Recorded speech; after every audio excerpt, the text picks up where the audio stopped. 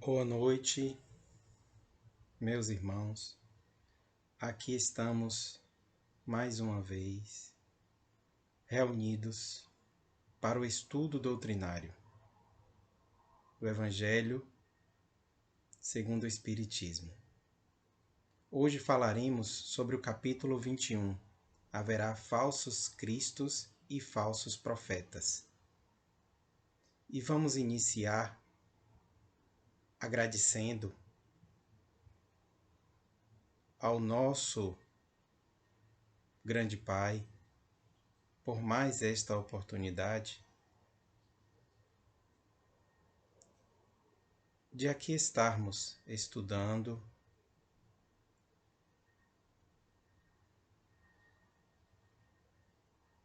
os nossos ensinamentos, que aqui foram deixados pelo grande Mestre, o Cristo Jesus, que aqui esteve para nos ensinar o caminho, que possamos interpretá-los da maneira mais correta possível, para colocar em prática no nosso dia a dia, em nossas vidas, o que aqui for lido. Muito grato à presença dos nossos irmãos espirituais. Muito agradecido a todos que farão esse trabalho conosco. Muito obrigado. Então falaremos sobre o capítulo 21. Haverá falsos cristos e falsos profetas. Instruções dos Espíritos, os falsos profetas. Item 8.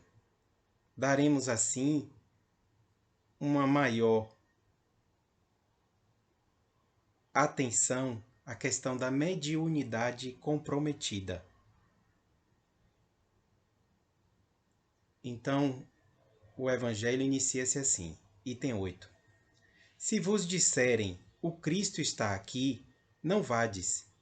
Ao contrário, tende-vos em guarda, porquanto numerosos são os falsos profetas. Não vedes que as folhas da figueira começam a branquear? Não vedes os seus múltiplos rebentos aguardando a época da floração? E não vos disse o Cristo, conhece-se a árvore pelo fruto? Se, pois, são amargos os frutos, já sabeis que má é a árvore. Se, porém, são doces e saudáveis, direis, nada que seja puro pode provir de fonte má. É assim, meus irmãos, que deveis julgar. São as obras que deveis examinar. Se os que se dizem investidos de poder divino revelam sinais de uma missão de natureza elevada, isto é, se possuem no mais alto grau as virtudes cristãs e eternas, a caridade, o amor, a indulgência, a bondade que concilia os corações, se, em apoio das palavras, apresentam os atos, podereis então dizer: estes são realmente enviados de Deus. Desconfiai, pois, porém, das palavras melífluas. Desconfiais dos escribas e dos fariseus, que oram nas praças públicas, vestidos de longas túnicas. Desconfiai dos que pretendem ter o monopólio da verdade. Não, não. O Cristo não está entre esses, porque os que ele envia para proteger, para propagar a sua santa doutrina e regenerar o seu povo, serão, acima de tudo, seguindo-lhe o exemplo, brandos e humildes de coração. Os que hajam com os exemplos e conselhos que prodigalizem de salvar a humanidade, que corre para a perdição e pervaga por caminhos tortuosos, serão essencialmente modestos e humildes. De tudo o que revele um átomo de orgulho, fugi, como de uma moléstia contagiosa, que corrompe tudo em que toca. Lembrai-vos de que cada criatura traz na fronte, mas principalmente nos atos, o cunho da sua grandeza ou da sua inferioridade. Ide, portanto, meus filhos bem-amados, caminhai sem tergiversações, sem pensamentos ocultos, na rota bendita que tomastes. Ide, ide sempre, sem temor. Afastai cuidadosamente tudo o que vos possa entravar a marcha para o objetivo eterno. Viajores, só por pouco tempo mais estareis nas trevas e nas dores da provação. Se abrirdes o vosso coração a essa suave doutrina que vos vem revelar as leis eternas e satisfazer a todas as aspirações de vossa alma acerca do desconhecido. Já podeis dar corpo a esses silfos ligeiros que vedes passar nos vossos sonhos e que, efêmeros, apenas vos encantavam o espírito, sem coisa alguma dizerem ao vosso coração. Agora, meus amados, a morte desapareceu, dando lugar ao anjo radioso que conheceis, o anjo do novo encontro e da reunião. Agora, vós que bem desempenhando haveis a tarefa que o Criador confia às suas criaturas, nada mais tendes de temer da santa justiça, pois ele é Pai e perdoa sempre aos filhos transviados que clamam por misericórdia. Continuai, portanto, avançai incessantemente. Seja a vossa divisa a do progresso contínuo em todas as coisas, até que finalmente chegueis ao termo feliz da jornada, onde vos esperam todos os que vos precederam. Luís Bordeaux, 1861. Então, queridos irmãos, trata-se de um trecho do Evangelho que nos chama a atenção em relação aos profetas. E daremos aqui atenção especial à questão da mediunidade comprometida. Então, são os profetas da erraticidade. São os espíritos que utilizam-se dos médiuns para realizar o seu trabalho de profeta. Sabemos todos que os profetas são designados como aqueles que se comunicam com Deus. E sua função seria, de maneira exata e correta, a de guiar os irmãos, as ovelhas perdidas do nosso Senhor para o caminho da salvação. O Cristo mesmo, quando aqui esteve, nos disse que seria o caminho, a verdade e a salvação. Mas eles também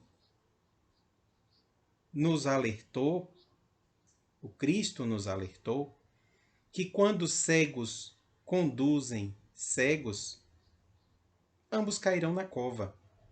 Está lá em Mateus capítulo 15, versículo 14.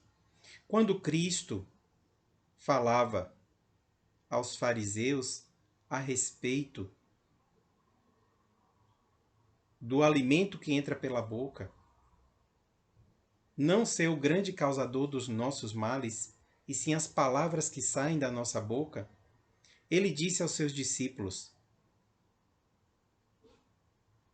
desde que os fariseus não entendiam as suas parábolas: deixai-os, são cegos condutores de cegos. Ora, se um cego guiar outro cego, ambos cairão na cova. E é o que normalmente acontece conosco quando procuramos nos guiar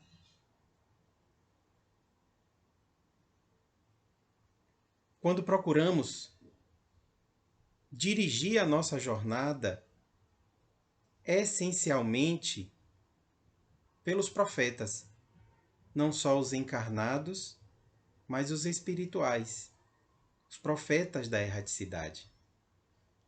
Porque são cegos conduzindo cegos, na realidade. A gente observa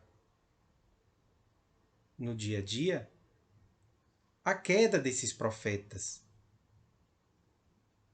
ao entrarem na ilusão da matéria, do crime.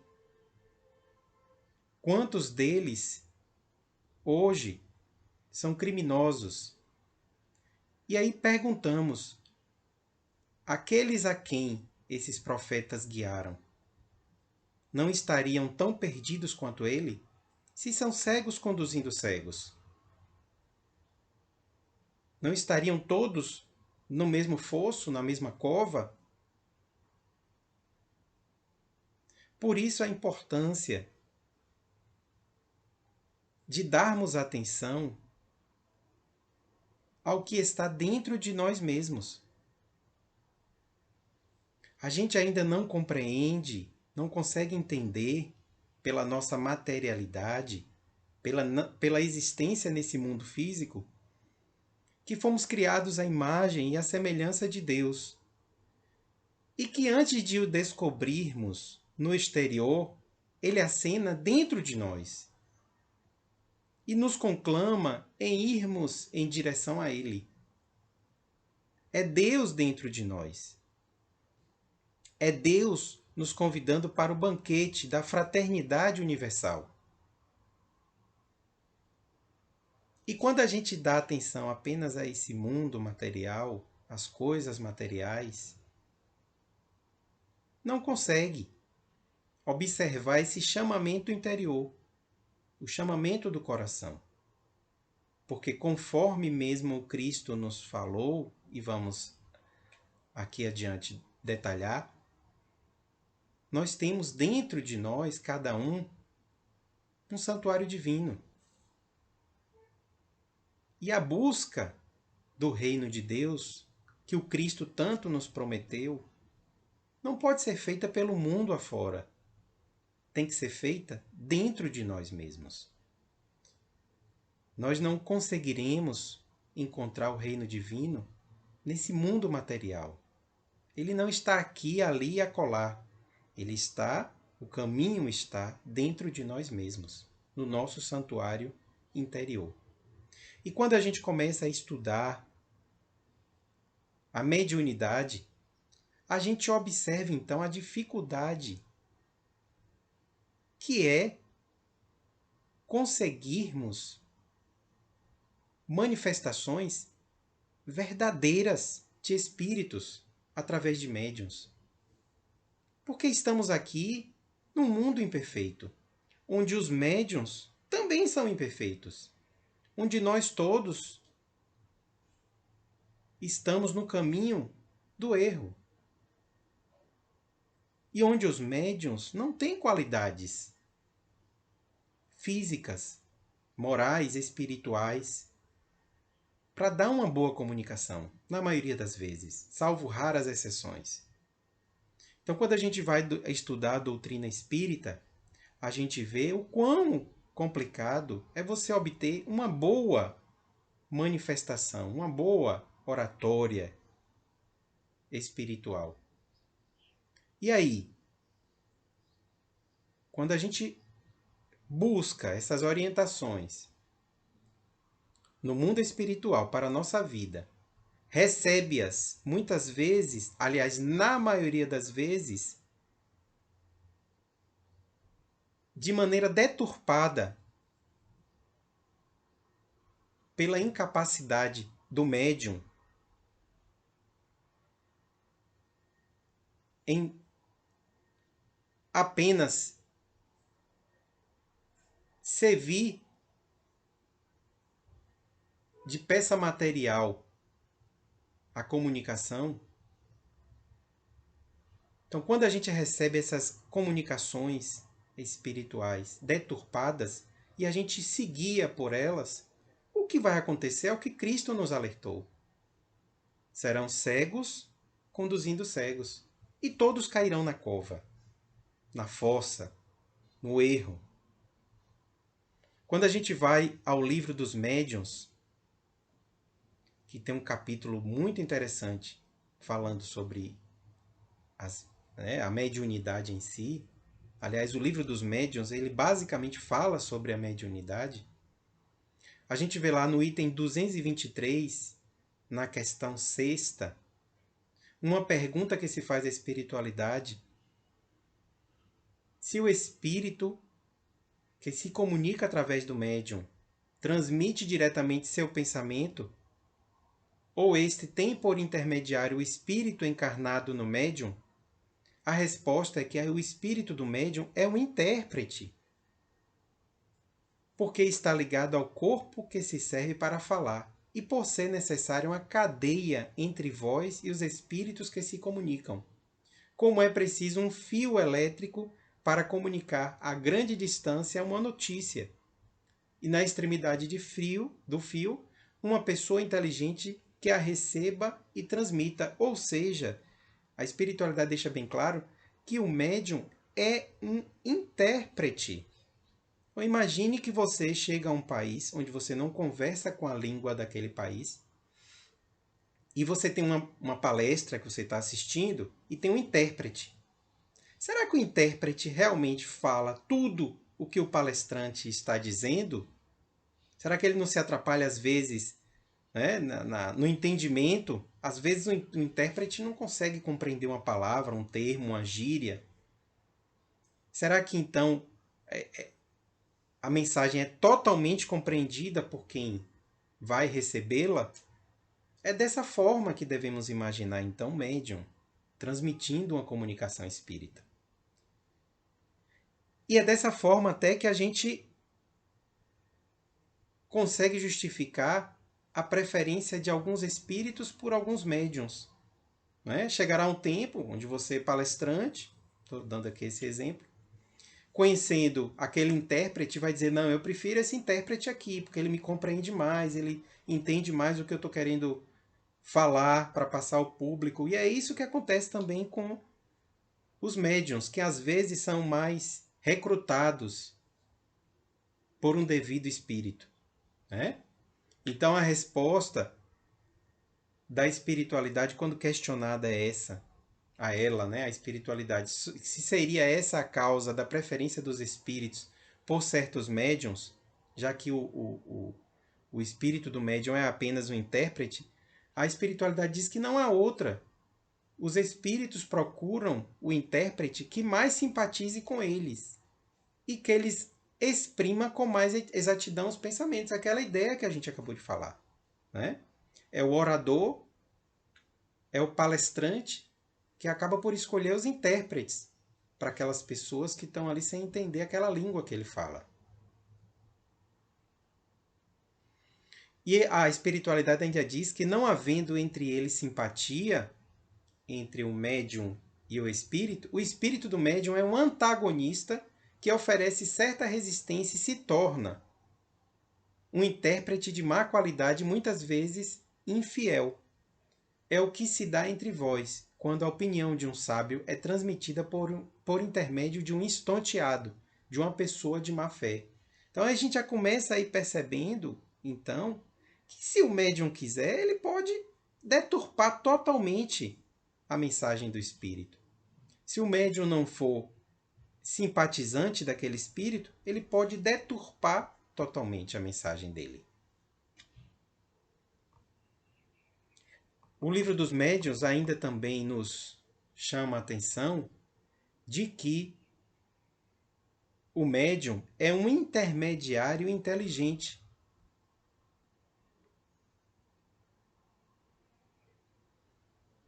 Quando nos responde a questão 9 do item 223, dizendo que ainda não percebemos bem o papel que desempenha o médium.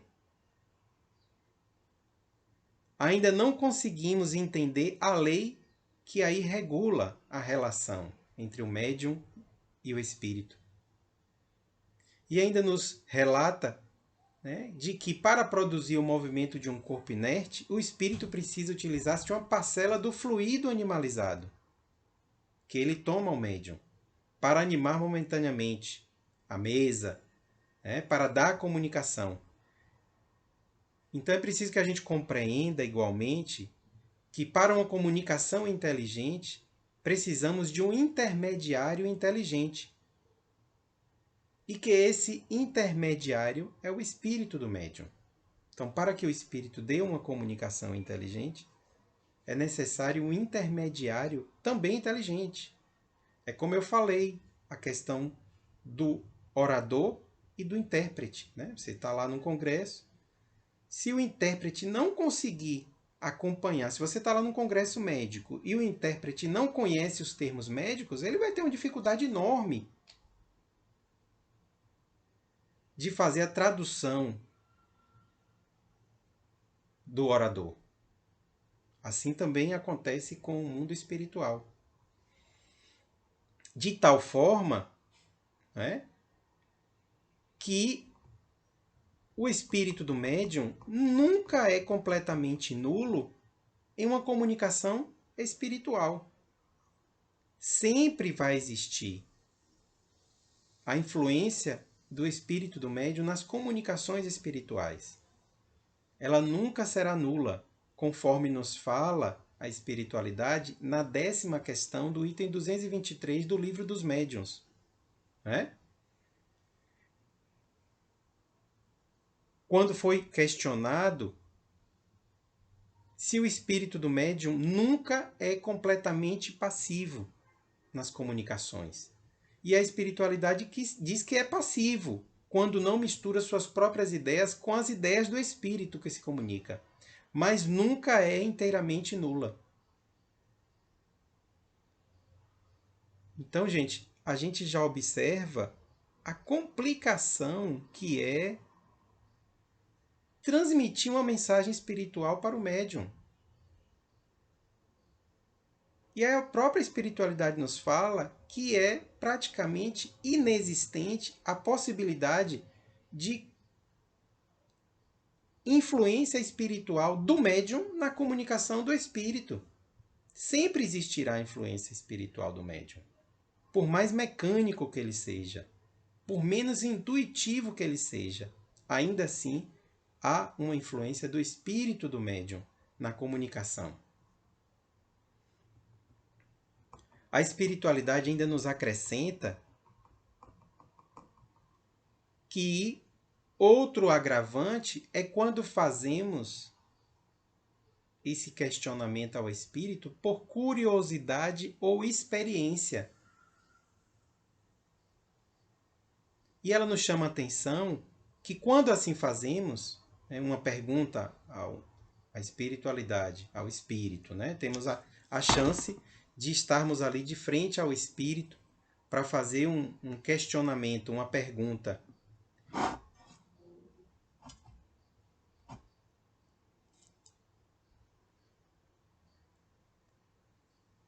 Então, quando esse questionamento é por curiosidade ou experiência,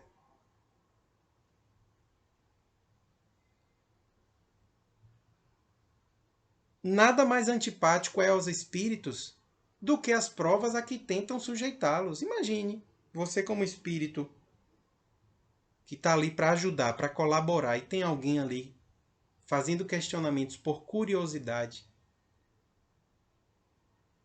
Nada mais antipático a ele, né, do que isso.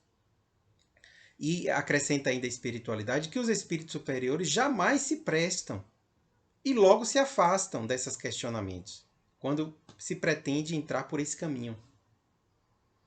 Eles, os espíritos superiores, se comprazem nas coisas úteis e sérias e se afastam das coisas fúteis e sem objetivo. Então, uma das coisas que a gente mais deve observar nessas comunicações é a intenção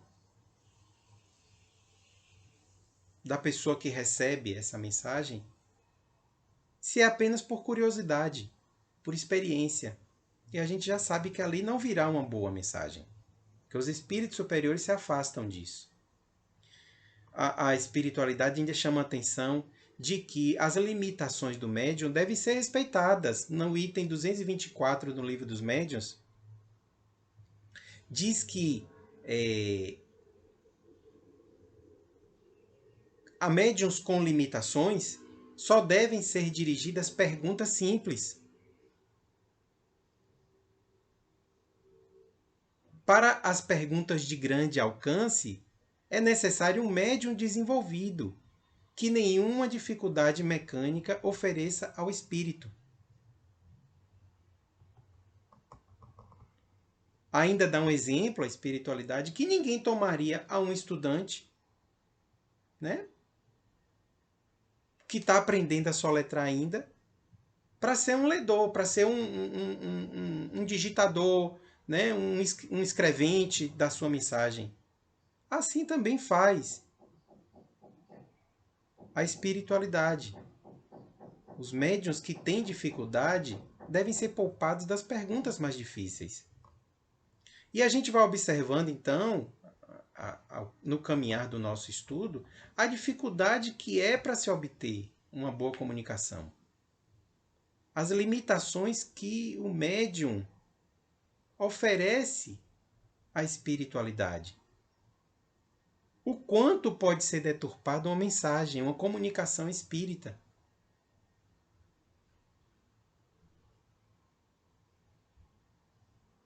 E o quanto devemos nos limitar a seguir totalmente esses profetas que estão caindo no erro, assim como nós. No item 223, na segunda questão, no livro dos médiuns, é feito questionamento à espiritualidade se as comunicações escritas ou verbais também podem emanar do próprio espírito encarnado do médium. E a resposta da espiritualidade é muito interessante quando diz que a alma do médium pode comunicar-se como de qualquer outro. Se goza de certo grau de liberdade, recobra suas qualidades de espírito. Então, pode sim aquela comunicação que a gente está recebendo ser da própria alma do médium e não do espírito que a gente espera estar nos comunicando.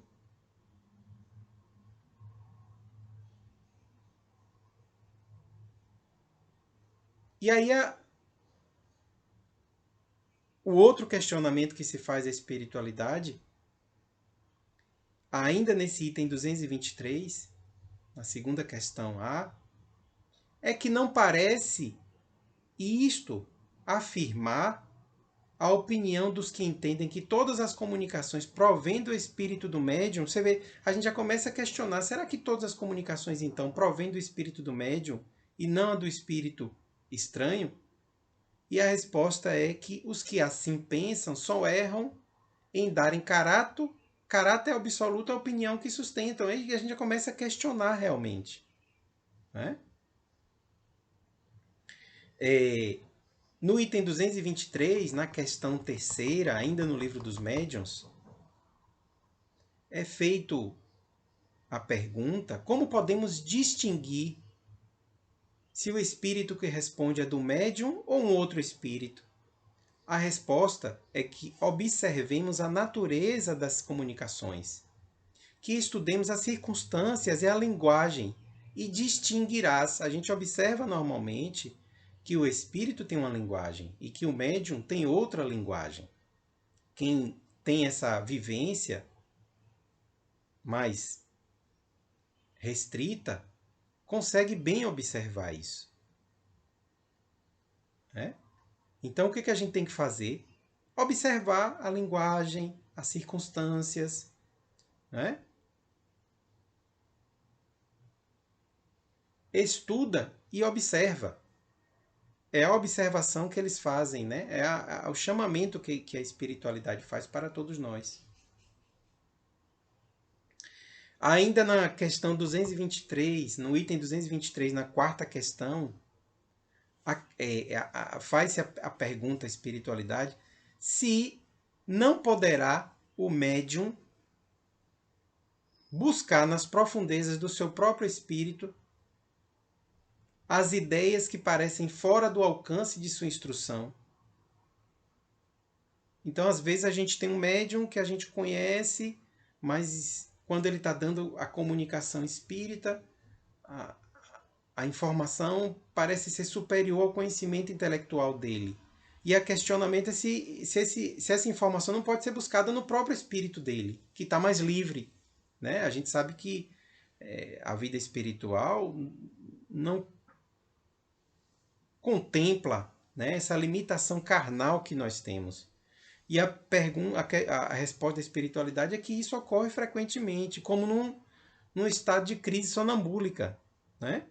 Quando a gente observa nos sonâmbulos, que às vezes parecem ter uma personalidade muito diferente daquele indivíduo quando acordado.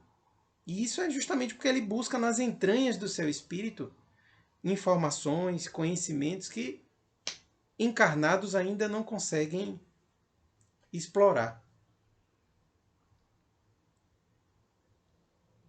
E aí ainda se faz o questionamento para a espiritualidade se as comunicações dos próprios espíritos do médiums, né, são sempre inferiores. No item 223, na quinta questão, a resposta é sempre não. Pois o espírito pode ser, inclusive, inferior ao do médium. Então, nem sempre as comunicações dos próprios espíritos dos médiums são inferiores ao do espírito que a gente está buscando.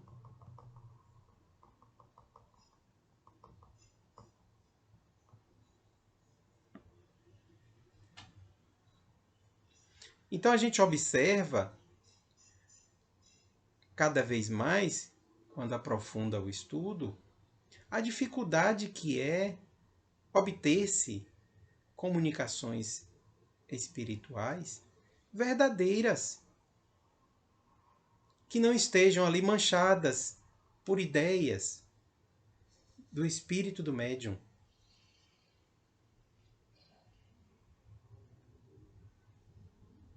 Comunicações que realmente possam nos acrescentar. Porque normalmente, quando a gente busca a espiritualidade para fazer um questionamento, para buscar uma informação, a gente acredita que a espiritualidade, né, por não estar sujeita a essa matéria que a gente aqui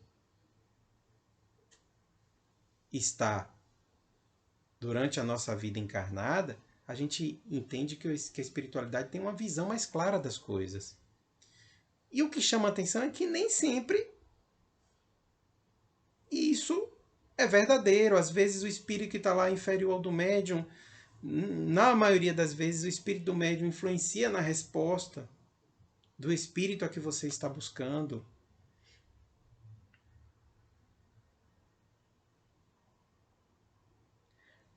Ainda questiona-se a mediunidade, se o desenvolvimento da mediunidade guarda relação com o desenvolvimento moral dos médiuns. E a resposta é que não. A faculdade não. Independe do moral. A faculdade da mediunidade. Mas o uso dela, esse sim, depende das qualidades do médium. Quantos médiuns que a gente observa, né? Que a gente diz assim, poxa, mas essa pessoa tem esse dom tão bom, tão bonito, uma pessoa tão ruim. A gente analisa, né? E pensa assim, até de maneira equivocada, não deveríamos estar fazendo, mas acabamos analisando, julgando. É que, na verdade, o desenvolvimento moral do médium não tem nada a ver com a sua faculdade, tem a ver com o uso que se faz dela.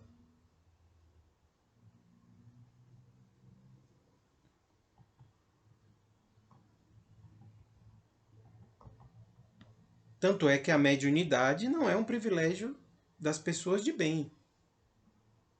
A gente bem sabe disso. É outro cuidado também que devemos ter quando buscamos comunicações espirituais. É a situação moral do médium.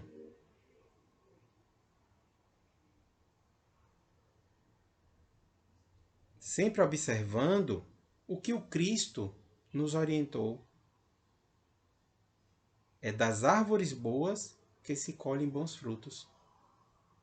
As árvores más não dão bons frutos. assim como as árvores boas não dão maus frutos.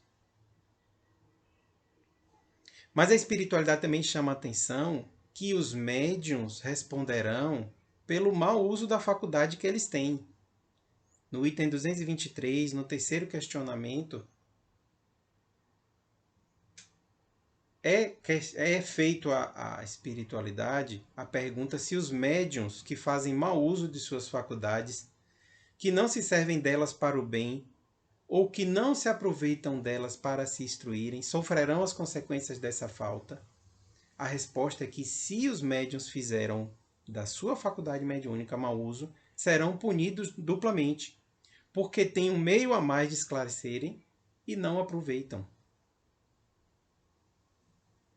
Aquele que vê claro e tropeça, ainda chama a atenção a espiritualidade, é mais censurável do que o cego que cai no fosso. Então, gente, a espiritualidade vai dando para a gente várias características das comunicações espirituais. Né? Vai nos mostrando quanto influencia nessas comunicações a situação do médium intelectual, moral. Nos chama a atenção de que sempre vai existir uma interferência do espírito do médium, porque é apenas um intermediário inteligente, o médium. A gente às vezes acha que o médium é apenas um material mecânico que o espírito utiliza para se comunicar, mas não. O médium é um intermediário inteligente. Então a espiritualidade sempre chama a atenção que aquelas comunicações, no item 226, quinto do livro dos médiuns, que aquelas comunicações que são feitas para humanidade geral, normalmente, são mais afinadas, são mais cuidadas pela própria espiritualidade do que aquelas que são feitas para apenas uma pessoa. Eles dizem que muitas vezes os avisos e conselhos que eles são dirigidos pessoalmente, mas há outros a quem não nos podemos dirigir, às vezes essas comunicações elas podem sofrer mais influências, porque naquelas comunicações gerais, naquelas instruções gerais, a mediunidade toma o cuidado de procurar aqueles médiuns mais refinados. E ainda chama atenção que não creiamos que a faculdade mediúnica seja dada para a correção de uma ou duas pessoas. O objetivo é mais alto, o objetivo é a humanidade.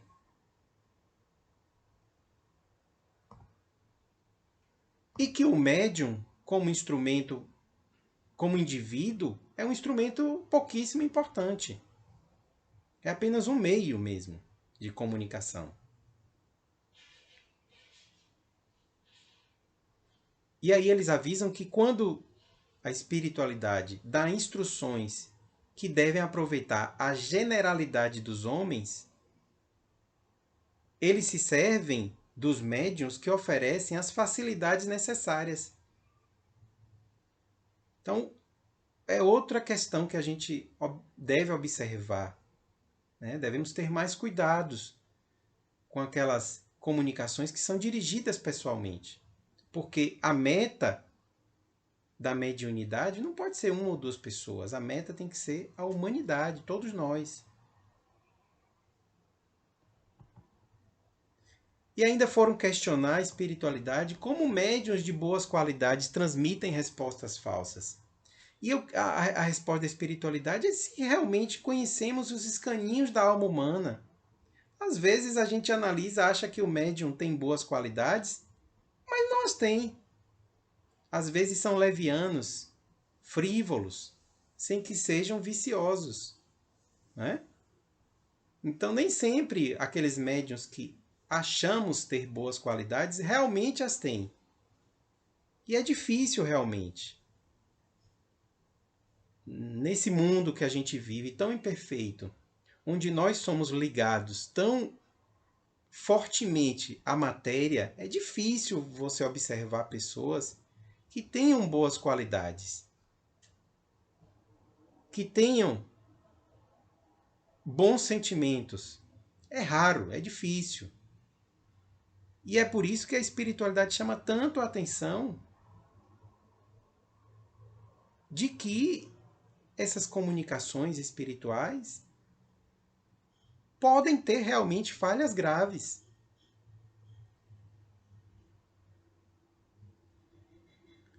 Ainda questiona-se, você vê que a quantidade de informação é tão grande que todos nós deveríamos ler de cabo a rabo, estudar inúmeras vezes o livro dos médiuns, para tentar compreender o que é a mediunidade.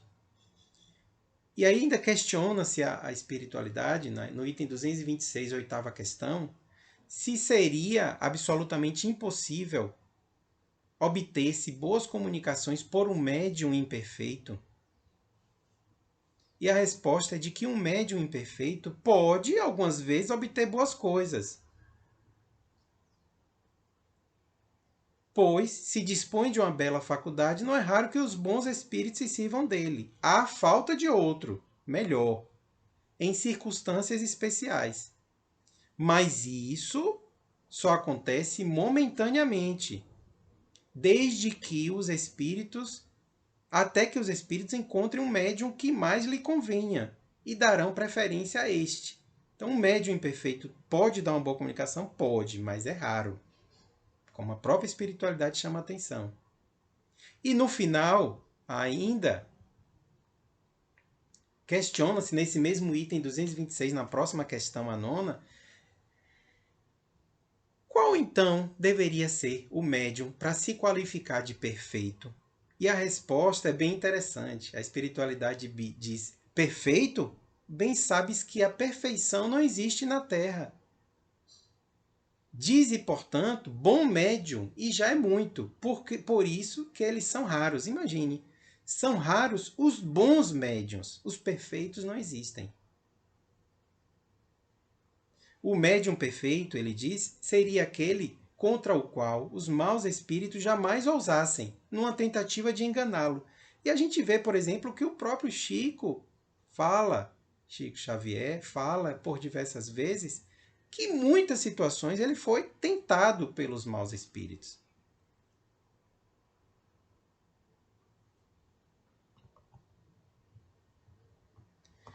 Então a gente vê, e tem muitos mais questionamentos, né? Por exemplo, nessa mesmo item 226, na 11ª questão, quais são as condições necessárias para as boas comunicações, né?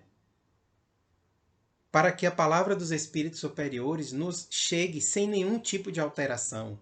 A resposta: querer o bem, repulsar o egoísmo e o orgulho. Ambas essas coisas são necessárias. Então, olha só, querer o bem, repulsar o egoísmo e o orgulho. E eu pergunto, quem de nós não é egoísta? Quem de nós já conseguiu vencer o egoísmo? Eu acho que ninguém nessa face da Terra. Todos nós somos egoístas. É uma das maiores batalhas que aqui enfrentamos. É vencer o ego, o egoísmo. E aí a gente entende, então, quão difícil é obter uma boa comunicação. E aí, mais adiante, ainda se questiona a espiritualidade. Bom, se é tão difícil, então, obter uma boa comunicação, será que isso é um obstáculo à verdade? A resposta é não, porque a luz sempre chega ao que deseja receber. Todo aquele que queira esclarecer-se deve fugir às trevas, e as trevas se encontram na impureza do coração. Então, a luz chegará. Muito difícil pelo que a gente está vendo. É muito complicado, mas a luz chegará.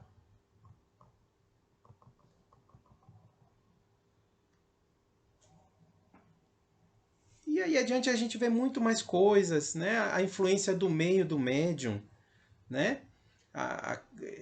No item 231, na primeira questão, o meio em que se acha o médium exerce alguma influência nas manifestações. É a resposta. Todos os espíritos que cercam o médium auxiliam para o bem ou para o mal. Então, o meio em que o médium vive influencia nas suas manifestações. Porque os espíritos que acompanham-no vão influenciá-lo no caminho do bem ou do mal.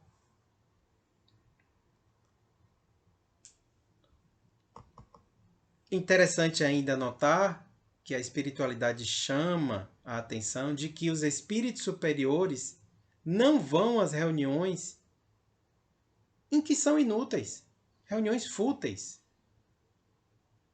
E ela chama a atenção, então, o caráter que devemos dar às nossas reuniões, reuniões sérias, com objetivo, com o intuito de ajudar, de caridade.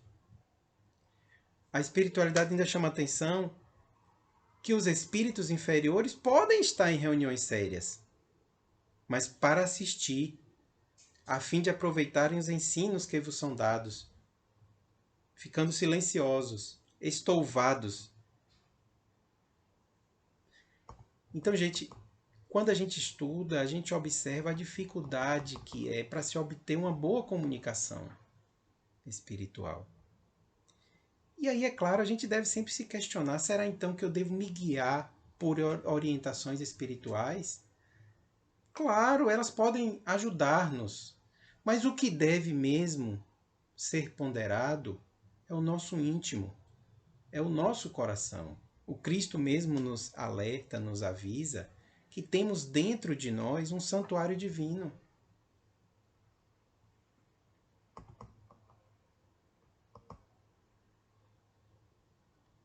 No livro Boa Nova,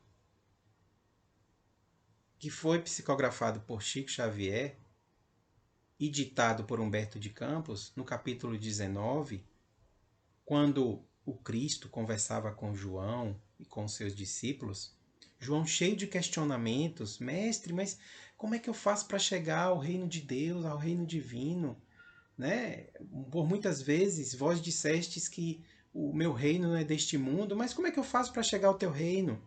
E Cristo fala, João, todas as dúvidas que te assaltam se verificam pelo motivo de não haveres compreendido até agora que cada criatura tem um santuário no próprio espírito, onde a sabedoria e o amor de Deus se manifestam através das vozes da consciência. Então, a voz que devemos seguir é a da nossa consciência. Claro, podemos obter um apoio, uma ajuda de um irmão espiritual que naquele momento, no mundo espiritual,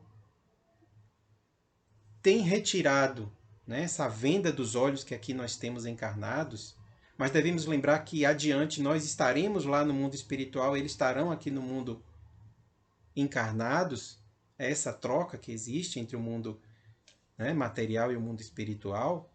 Então esses irmãos, como eles têm uma clareza maior, eles podem nos colaborar.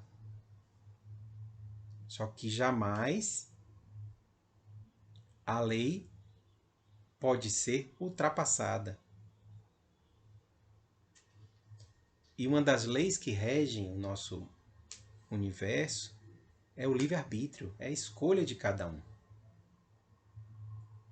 É claro que a gente viu aqui que quando a gente dá uma má orientação a um espírito, né, ou quando o espírito dá uma má orientação a nós, ou quando o médium interfere, né, de maneira clara nessas comunicações espirituais, todos responderão por isso. Mas o que vai mesmo ditar para que caminho eu vou, para que lado eu vou, é a minha própria consciência, é o meu livre-arbítrio. Então Cristo responde a João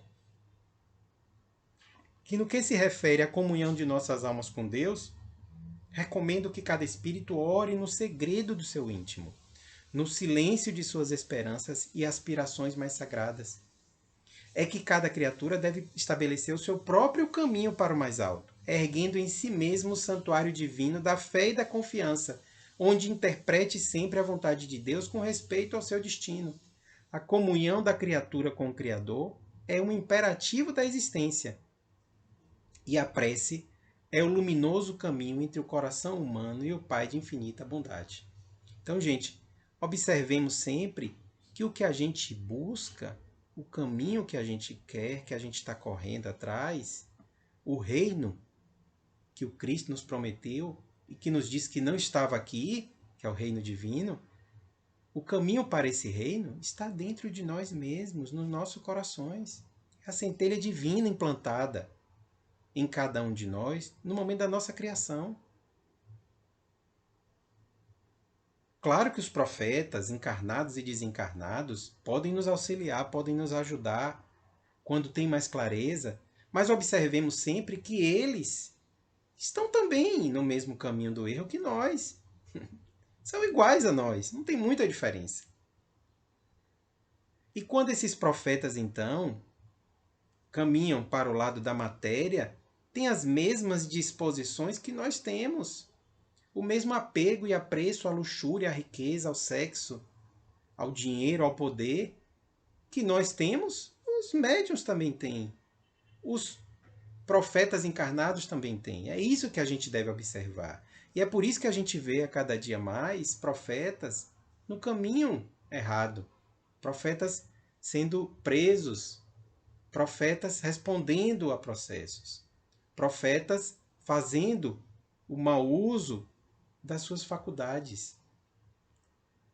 É porque eles também estão no mesmo caminho que todos nós, sendo chamados pela materialidade, sendo sugados pela força que tem o dinheiro e o poder. São espíritos tão errantes quanto nós, colegas de caminhada, aqui juntos conosco. Como podem nos guiar? Como podemos seguir os seus conselhos completamente? Como podemos ter o nosso caminho sendo guiado por essas pessoas? É por isso que a gente deve ser conclamado a observar tudo isso. E a ver cada vez mais, a ouvir cada vez mais as vozes da nossa consciência, do nosso coração. Abstrairmos-nos cada vez mais do mundo lá fora, do mundo espiritual. Sair da roda do mundo espiritual e entrar no nosso mundo. Sair da roda do mundo material, que diga, né? E entrar no nosso mundo espiritual. Enquanto a gente estiver tão ligado às questões materiais, às preocupações, às incertezas, ao futuro, ao passado, continuaremos ligados à roda material. E como Cristo mesmo nos falou, está lá em Lucas, capítulo 16, versículo 13, nenhum servo pode servir a dois senhores, porque há de odiar um e amar o outro, e há de se achegar a um e desprezar o outro.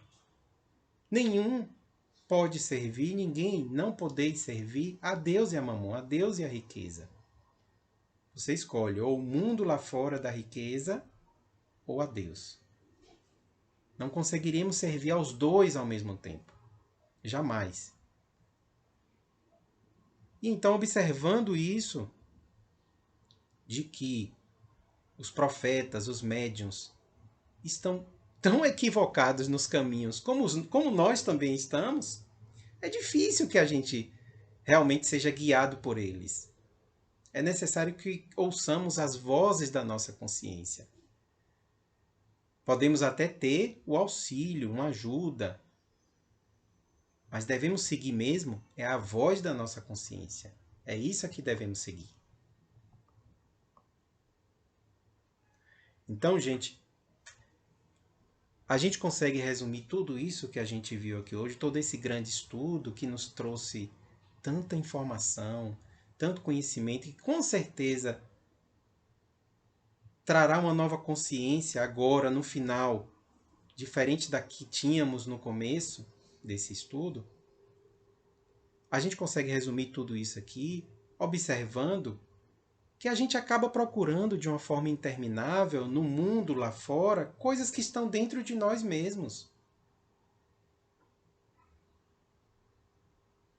É Deus dentro de nós.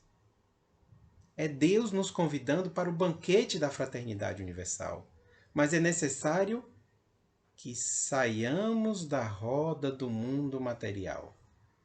É necessário que deixemos de lado o mundo material. É necessário que servamos a Deus e deixemos de servir a Mamon. É isso que é necessário fazermos. Então, vamos finalizar nosso encontro fazendo uma oração de agradecimento aos nossos irmãos, encarnados e desencarnados, que conosco trabalharam hoje. Agradecer ao nosso Cristo, que aqui esteve para nos ditar o caminho, a verdade, a vida. Agradeçamos por essa mais oportunidade ao grande Pai, por esta grande oportunidade, que possamos compreendê-la, absorvê-la, para colocar em prática nos nossos dia a dia, nas nossas necessidades, nos nossos questionamentos. Muito obrigado, muito grato.